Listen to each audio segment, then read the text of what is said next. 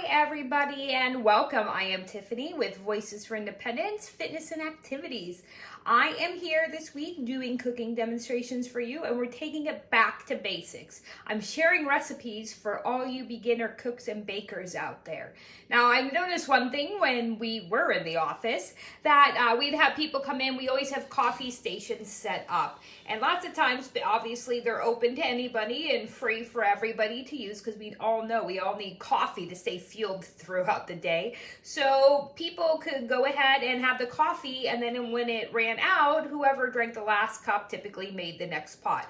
More often than not though, I'd have people come to our office, which was right around the corner from the coffee station, and ask us how to make coffee. So I thought today I'd show you the simple steps in making a pot of coffee, and then we're gonna make a delicious iced coffee drink that would impress all your friends and taste as great as any of those coffee shops in town. So typically when you're making coffee, I know my coffee maker looks a little different. Everyone's different and they have different features these days, but the concept in making it is still the same. So for mine, all coffee pots have one, typically, unless you have one of the ones that use the little disposable cups that make individual servings. Most coffee makers have a basket for the coffee filter. This is a coffee filter and it goes in the basket. That is where we're going to be putting our dried coffee grounds.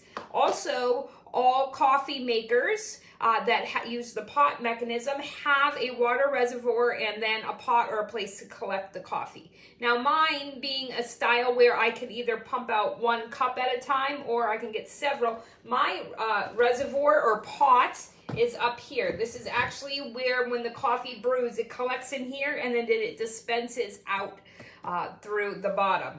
So when I am going to make coffee, the coffee pot, just like the ones that you would see at offices, have a reservoir to put water in. So I would fill this as far as I wanted, typically a pot, so I can go up to about the 12 cup mark, and that's an 8-ounce glass. I know a lot of us are used to coffee mugs and glasses or whatever you're drinking out of that are like oversized these days. A traditional coffee cup is 8 ounces of coffee. So look that up one time. It's really not that much as you would think. At least for me, I know I drink like 2 big cups of coffee a day. So it's more probably closer equivalent to 4 cups of coffee.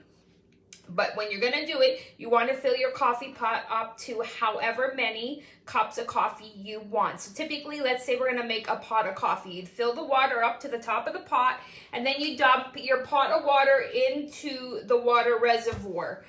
Just like at the office, when people ask us, there's a reservoir that you pour the water into, and then you would set the empty pot back on your coffee maker or under your coffee maker, wherever it is placed on your machine.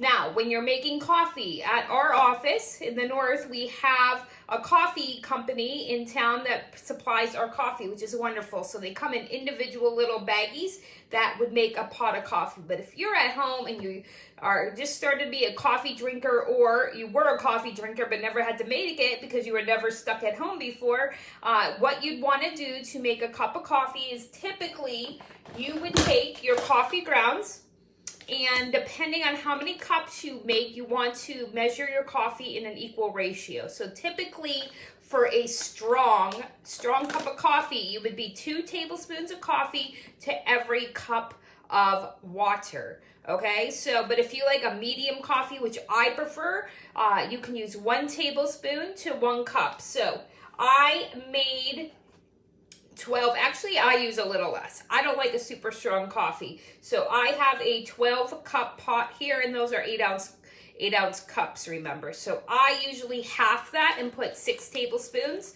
of coffee in my coffee filter and start my coffee that way. And it's simple as that, folks. Just look it up and you can figure out your measurements. Lots of times it is 1 scoop to 1 cup, and scoops are usually in your coffee if you're buying the coffee cans at the store, or you can buy a coffee scoop, and every coffee scoop is an average a 2 tablespoon scoop.